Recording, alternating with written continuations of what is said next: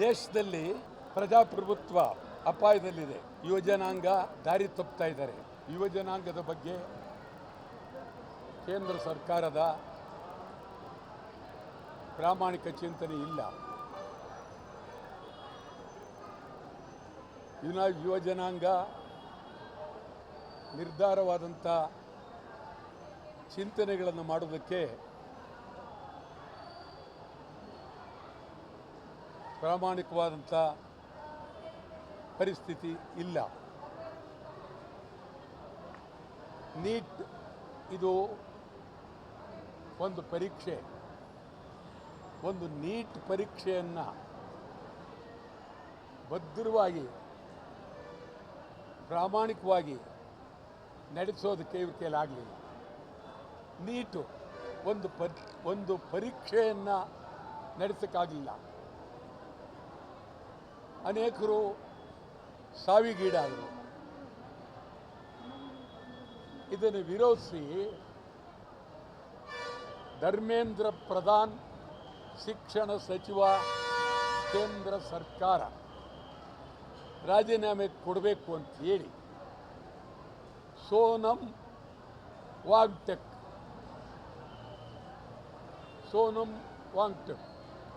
ಇವರು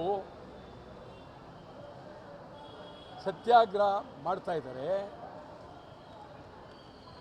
ಸುಮಾರು 21 ದಿನದಲ್ಲಿ ಸತ್ಯಾಗ್ರಹ ಮಾಡಿದ್ರು. ಇವರನ್ನ ಸತ್ಯಾಗ್ರಹವನ್ನು ನಿಲ್ಲಿಸುವ ವಿಧಾನ ಇದೆಯಲ್ಲ, ಇದು ಸರ್ವಾಧಿಕಾರ, ದಬ್ಬಾಳಿಕೆ, ಘೋರ ಅನ್ಯಾಯ. ಈ ದೇಶದಲ್ಲಿ ಮಹಾತ್ಮ ಗಾಂಧೀಜಿಯವರು ಸತ್ಯಾಗ್ರಹವನ್ನು ಹೇಳಿದ್ದಾರೆ. ತಿಳ್ಕೊಳ್ಬೇಕಾಗಿರ್ತಕ್ಕಂಥದ್ದು ಅವರ ಕರ್ತವ್ಯ. ತಿಳ್ಕೊಳ್ದೇ ಇದ್ದರೆ ಈ ಮಾಡ್ತಕ್ಕಂಥ ಸತ್ಯಾಗ್ರಹವನ್ನು ಮಾಡುವ ಒಬ್ಬ ವ್ಯಕ್ತಿ ಸುಮಾರು 20 ದಿವಸದಿಂದ ಅನ್ಯಾಯ, ಇದು ವಿದ್ಯಾರ್ಥಿಗಳಿಗೆ ಅನ್ಯಾಯ ಆಗಿದೆ, ಪರೀಕ್ಷೆ ಮಟ್ಟ ಸರಿಯಿಲ್ಲ, ಪ್ರಧಾನ್ ರಾಜೀನಾಮೆ ಕೊಡಬೇಕು ಅಂತ ನೀವೇನೂ ಮಾಡದೆ ಮಫ್ತಿಯಲ್ಲಿ ಪೊಲೀಸ್ನವ್ರನ್ನ ಕಳಿಸಿ ಮಲಗಿದ್ದಂಥ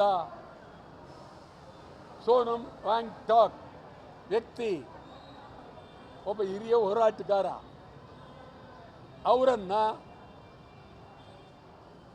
ಬಂಧಿಸುವ ವಿಧಾನ ಇದೆಯಲ್ಲ, ಸರ್ರಂತ ಒಂದು ಬಟ್ಟೆ ಸುತ್ತಿ ಎತ್ಕೊಂಡು ಹೋಗ್ಬಿಟ್ರು ಆಸ್ಪತ್ರೆಗೆ. ಅವರು ಎತ್ಕೊಂಡು ಹೋಗಿರೋ ವಿಧಾನದಲ್ಲೇ ಅವರು ಪ್ರಾಣ ಬಿಡಬೇಕಾಗಿತ್ತು. ಅಲ್ಲೋಗಿ ಅವರ ಧರ್ಮಪತ್ನಿಯನ್ನು ಒಳಗೆ ಬಿಡಲಿಲ್ಲ. ದೊಡ್ಡ ಇದು ದರೋಡೆಗಿಂತಲೂ ಕೊಲೆಗಿಂತಲೂ ಅಪಾಯಕಾರಿ ಕಾರ್ಯಕ್ರಮ. ನಾವು ಕೇಂದ್ರ ಸರ್ಕಾರವನ್ನು ವಿರೋಧಿಸ್ತೀವಿ. ರಾಜೀನಾಮೆ ಕೊಡಬೇಕು. ಕೇಂದ್ರ ಶಿಕ್ಷಣ ಸಚಿವರು ಧರ್ಮೇಂದ್ರ ಕೂಡಲೇ ರಾಜೀನಾಮೆ ಕೊಡಬೇಕು. ದೇಶದಲ್ಲಿ ಯುವಜನಾಂಗ ವಿದ್ಯಾರ್ಥಿಗಳು ಕೋಟಿ ಜನ ಉದ್ಯೋಗ ಇಲ್ಲ, ತೊಂದರೆಯಲ್ಲಿದ್ದಾರೆ.